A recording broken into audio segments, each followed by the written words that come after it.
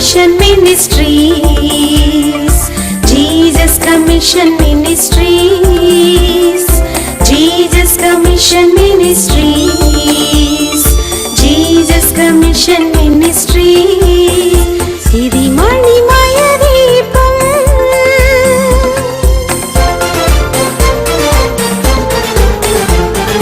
యేసుని గొప్ప ఆజ్ఞను మోసుకొని సువార్త ఫలములు ప్రజలకు అందించి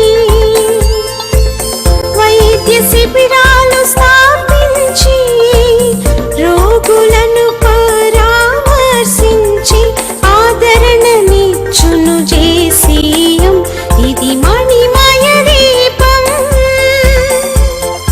జేసీయం.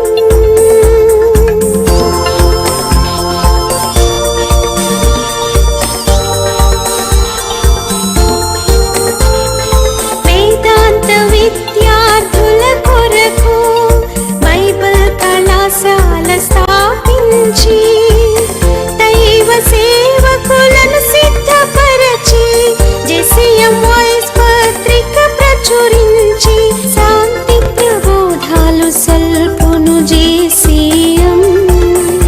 ఇది మణిమయ దీపం జేసీఎం. ఇది మణిమయ దీపం JCM. Jesus Commission Ministries, Jesus Commission Ministries, Jesus Commission Ministries, Jesus Commission Ministries. ఇది మణిమయ దీపం. దివ్య ప్రకాశిని అను ఈ కార్యక్రమం ద్వారా మీ ఇంటిలోనికి దేవుని వాక్యమును తీసుకుని వచ్చుటకు దేవుడు మాకు అనుగ్రహించిన కృపను బట్టి దేవునికి సమస్తమైన ఘనత మహిమ ప్రభావములు కలుగునుగాక. మీకు అందించబడుతున్న ఈ సందేశములు మీ యొక్క ఆత్మీయ జీవితముల ఎదుగుదల కొరకు ఎంతగానో తోడ్పడుతున్నామని నమ్ముచున్నాము.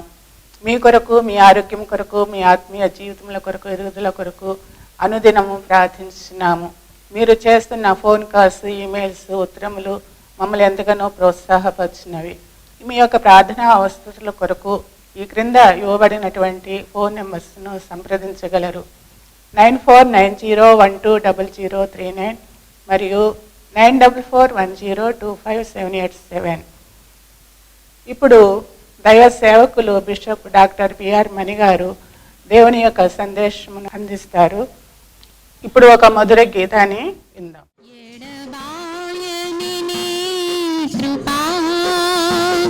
నను విడువదు ఎన్నటికీ యేసయ్యా నీ ప్రేమానురాగం నను కాయును అనుక్షణం. యేసయ్యా నీ ప్రేమానురాగం నను కాయును అనుక్షణం. ఎడబాయని నీ కృపా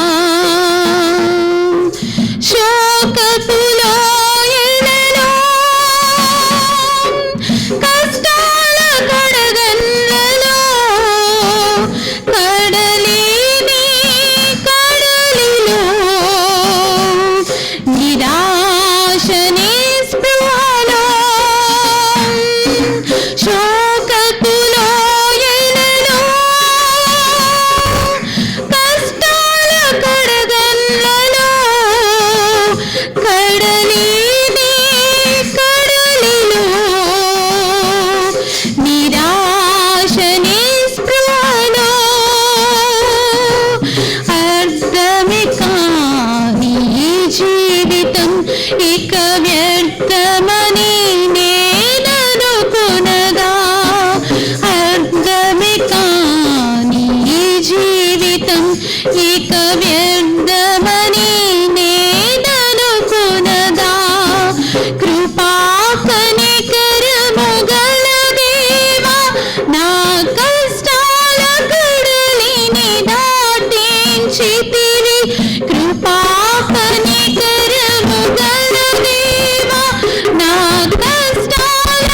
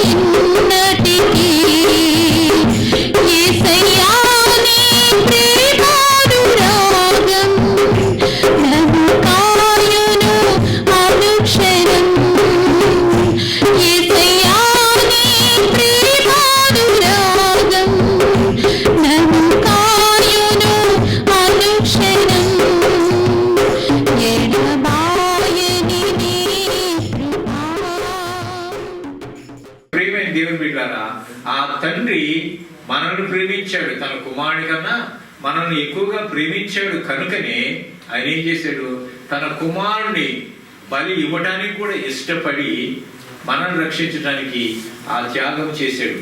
అందుకనే యేసు ప్రభు వారు శిలువ మీద త్యాగం చేయటం వలన, ఆయన బలి అర్పించడం వలన, ఆయన రక్తం చిందించటం వలన సర్వ మానవాళికి పాప క్షమాపణ జరిగి నరకానికి పోకుండా పరలోక రాజ్యానికి చేరటానికి, పరలోక రాజ్యంలో వారసులు అవ్వడానికి, ఆయనతో కూడా సంతోషించటానికి, ఆయనతో కలిసి చిరకాలం నివసించడానికి సంకల్పము చేసి యేసు ప్రభు వారిని ఈ లోకానికి పంపించారు. అదే క్రిస్మస్, అదే మనకి సంతోషకరమైనటువంటి సువార్తమానం. లూకా సువార్తలో మనం చూస్తున్నాం 2వ అధ్యాయంలో మనం చూసినట్లయితే అక్కడ ఏమంటూ ఉన్నాడు చూడండి, 10వ వచనంలో మనం చూసినట్లయితే, అయితే ఆ దూత భయపడకుడి, ఇదిగో ప్రజలందరికీ కలుగబోవు మహా సంతోషకరమైన సువార్తమానము అని చెప్పేసి అంటున్నాడు.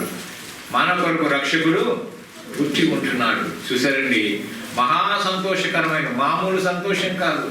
మామూలు సంతోషం ఉంటే బాగానే ఉంటాం. ఎక్కువ సంతోషం ఏమవుతుంది, ఎక్కువ సంతోషం వస్తే మనకు కూని నాగాలు వస్తాయి, బాత్రూంలో పాటలు వస్తాయి, కిచెన్ రూమ్లో పాటలు వస్తాయి, నడుపుతుంటే పాటలు వస్తాయి, ఏం చేస్తాను కూడా పాటలు వస్తాయి అన్నమాట. మాట్లాడుకుంటేనే పాటలు ఏమైనా చాలా సంతోషంగా ఉన్నామని గుర్తుపడతారు కదా. అంటే ఇది ఒక్కరికి కాదు, కేవలము ఇశ్రాయేలు దేశంలో ఉండేటువంటి వారికి కాదు, సమస్త జనులకు, అంటే ప్రపంచములో ఉండేటువంటి సర్వ మానవాళి కోసము సంతోషకరమైనటువంటి శుభవర్తమానము. మంచి వార్త, చెడు వార్త రెండు ఉంటుంది, కానీ ఇక్కడ అందించబడింది ఏంటి? శుభవార్త. శుభవార్త అంటే మంచి వార్త. ఏమిటి ఆ మంచి వార్త? సర్వలోకముకు రక్షించట కోసమని రక్షకుడిగా యేసు ప్రభు వారు జన్మించినారని, ఆ జన్మదినాన్ని మనం ఈరోజు ఏం చేసుకుంటున్నాం? సంతోషంగా జరుపుకుంటున్నాం. చాలా సంతోషం. కానీ ఈ సందర్భంలో మనం ఏం చేస్తున్నామనంటే, సంతోషంగా ఉండటం కోసము పిండి వంటలు చేసుకుంటాం, బాగుంది. కొత్త బట్టలు కొనుక్కుంటాం, బాగుంది. గ్రీటింగ్స్ చెప్పుకుంటాం, బాగుంది. మెసేజ్లు పంపుకుంటాం, బాగుంది. అన్ని చేస్తాము. కానీ మరి యేసు ప్రభు నీ హృదయంలో జన్మించాడా? పైకి మాత్రమే పండగ చేస్తున్నాం, కానీ అసలైన క్రిస్మస్ ఎప్పుడంటే యేసు ప్రభు వారు నీ హృదయములో జన్మించినప్పుడే అసలైనటువంటి క్రిస్మస్. నీ హృదయంలో జన్మించాడా? ఉన్నటువంటి వారందరూ వింటున్నారు కదా, ఎంతమంది హృదయాలలో యేసు ప్రభు జన్మించాడు. పేరు పెట్టుకొని ఉండొచ్చు, రకరకాలైన పేర్లు పెట్టుకోవచ్చు, క్రైస్తవ పేర్లు పెట్టుకోవచ్చు. పేర్లు పెట్టుకున్నంత మాత్రము చేత వారు పరలోక రాజ్యము చేరరు.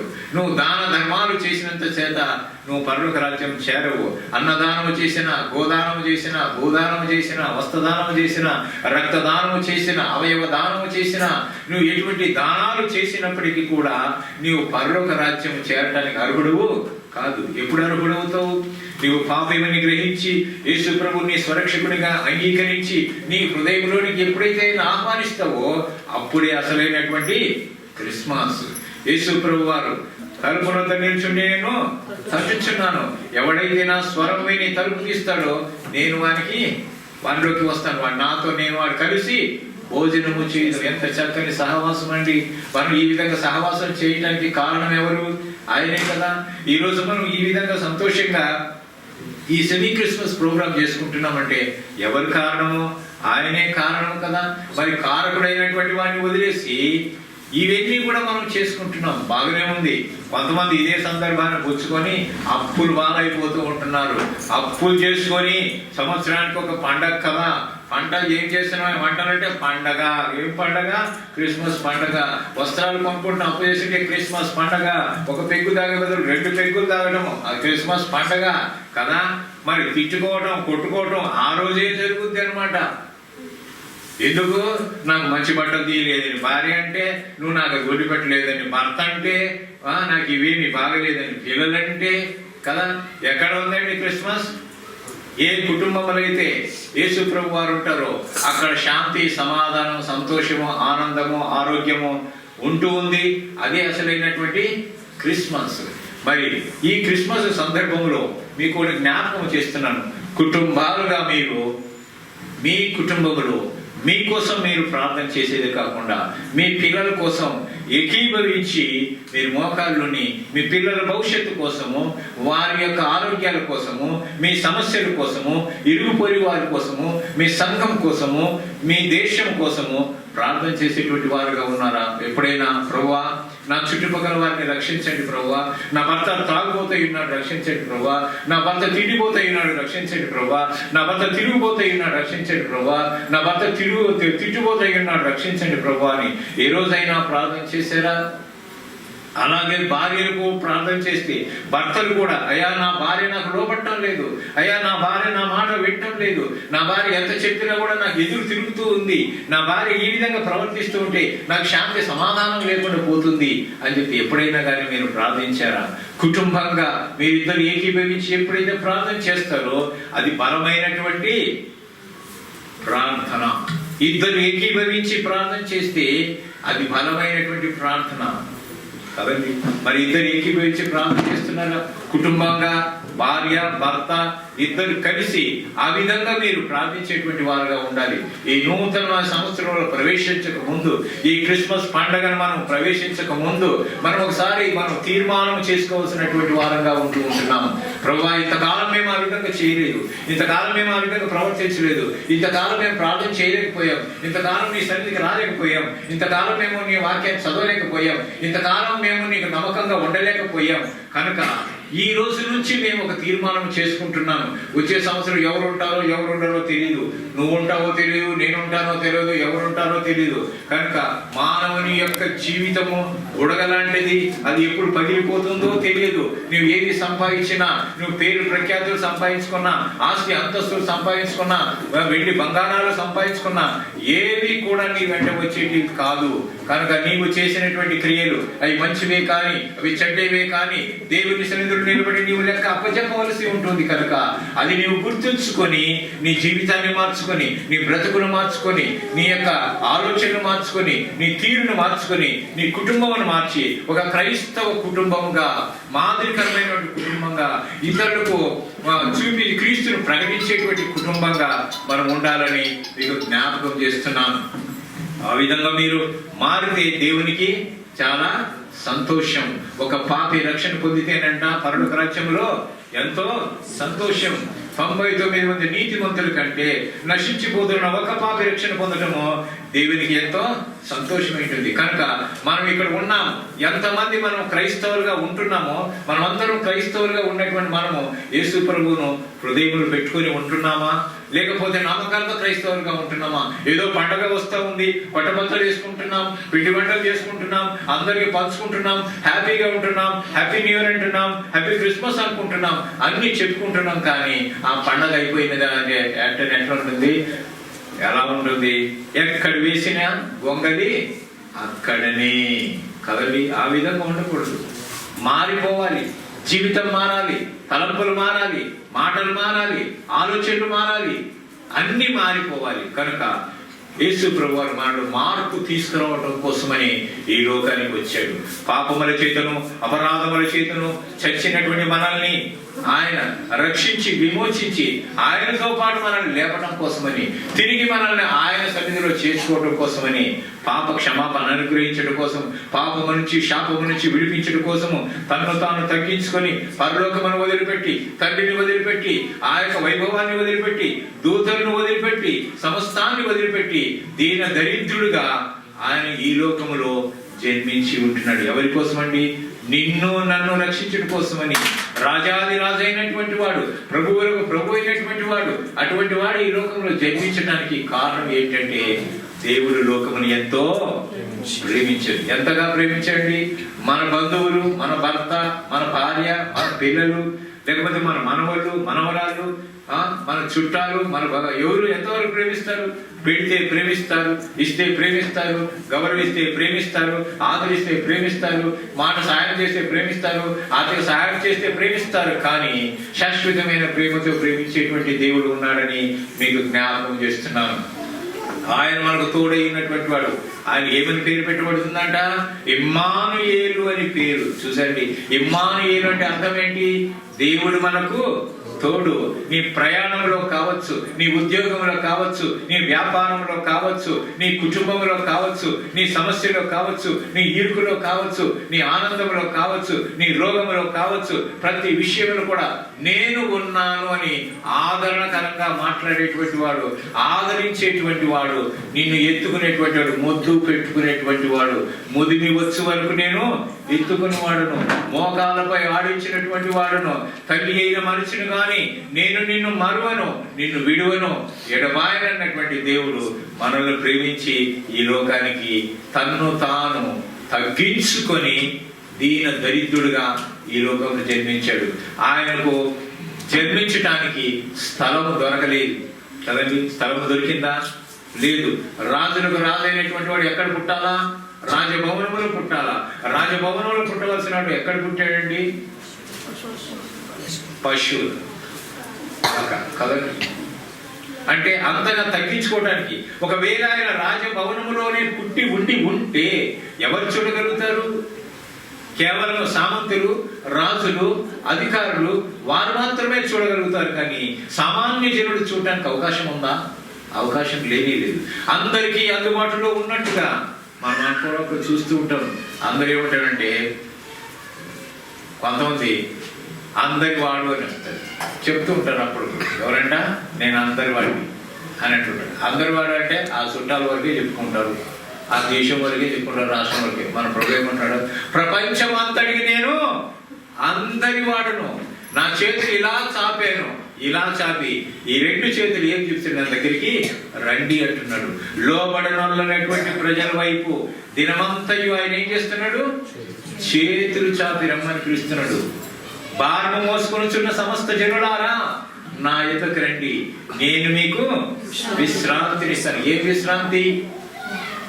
పాపము నుంచి విశ్రాంతి, సమాధానం ఇవ్వడానికి విశ్రాంతి అన్నమాట. ఒక ఆయనంట, ముసలాయన కట్టెలు మూపు కట్టుకొని నెత్తి మీద పెట్టుకొని పోతున్నాడట. నెత్తి మీద పెట్టుకొని పోతా ఉంటే ఒక దారిలో పోతున్నటువంటి, ఆ కారులో పోతున్నటువంటి యజమాని చూసి, అయ్యో పాపము, ఈయన ఇంత కష్టపడి కట్టెలు మూపు మోసపోతున్నాడు కదా అని చెప్పి కారు ఆపి, నువ్వు ఎక్కడికి పోవాలంటే పలానా స్థలానికి పోవాలంటే, బాబు కారు తీసుకొని లోపల కూర్చోనైనా నీకు అక్కడ వదిలిపెడతానంటే సరే అని చెప్పేసి అని కూర్చున్నాడంట. ఆ దగ్గరికి పోయి ఆ స్థలం వచ్చిన తర్వాత తీసి చూస్తే ఈయన ఏం చేసాడు తెలుసా? కారులో కూర్చొని కట్టెలు పప్పు నెత్తి మీదే పెట్టుకొని కూర్చొని ఉన్నాడంట. ఏంద్రా బాబు, నీకు రెస్ట్ చేయాలని చెప్పేసి నీకు ఈ విధంగా చేసి నీకు లోపల కూర్చోమంటే, బాబు నన్ను మోసుకునేదే నీకు కష్టమైతే నీ కారుకు, నా కట్టెల బరువు కూడా నీకెందుకు నాయన, అందుకోసమని నా కట్టెల బరువు నేనే మోసుకుంటున్నాను. చూసారండి? అలాగా ప్రభువా నా భారం నేనే మోసుకుంటాను, నా భారం నీవు మోసుకోబాకు అన్న పరిస్థితులు మనం ఉన్నాము.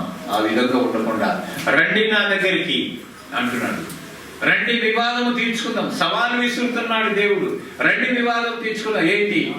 నీ పాపం నుంచి విడిపించడానికి శక్తివంతుడైనటువంటి ఎవడైనా ఉన్నాడా?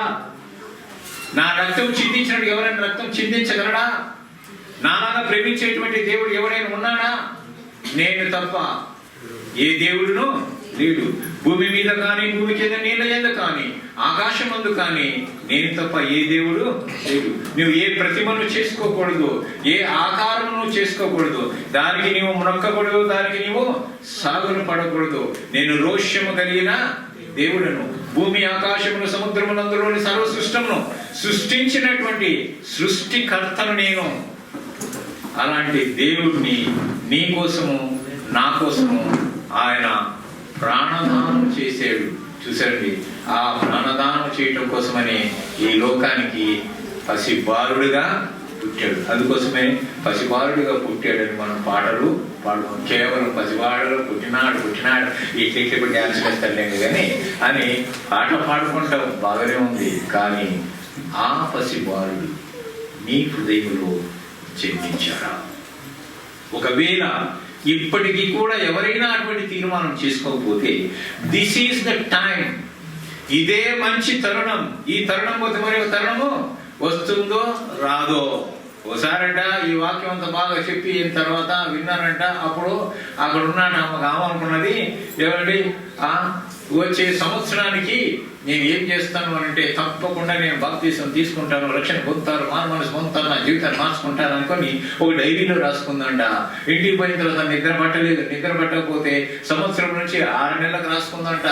నిద్ర పట్టలేదు. 6 నెలల నుంచి 3 నెలలకు రాసుకుందంట. నిద్ర పట్టలేదు. 3 నెలల నుంచి నెలకు రాసుకుందంట. నిద్ర పట్టలేదు.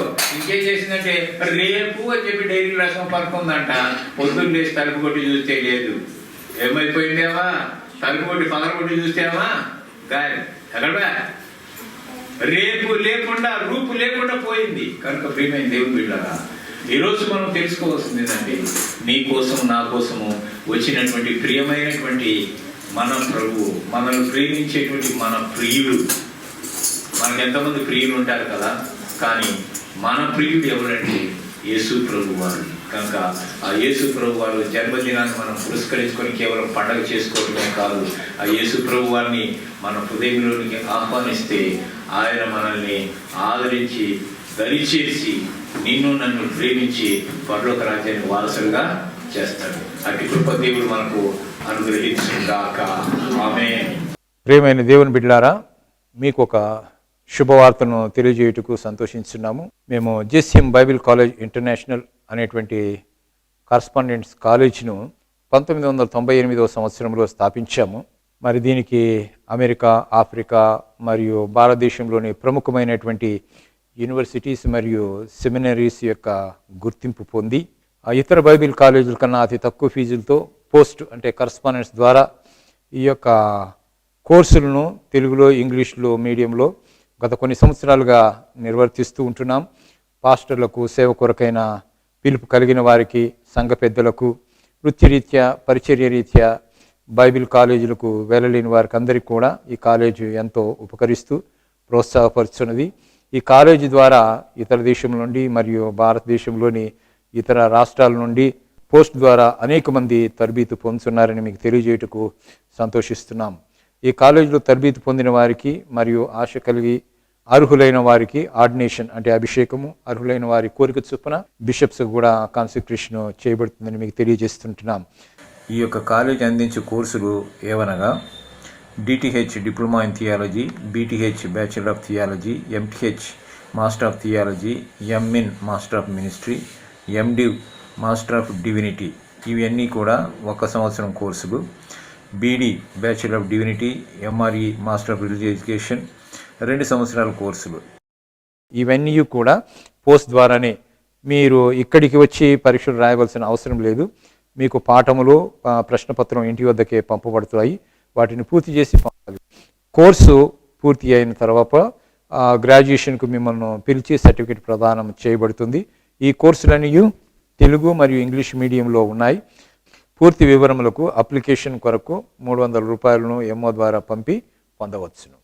మా address JSM church and JSM Bible college international, house number 38-87/8, AN colony, Sainikpuri, Secunderabad 94, Telangana.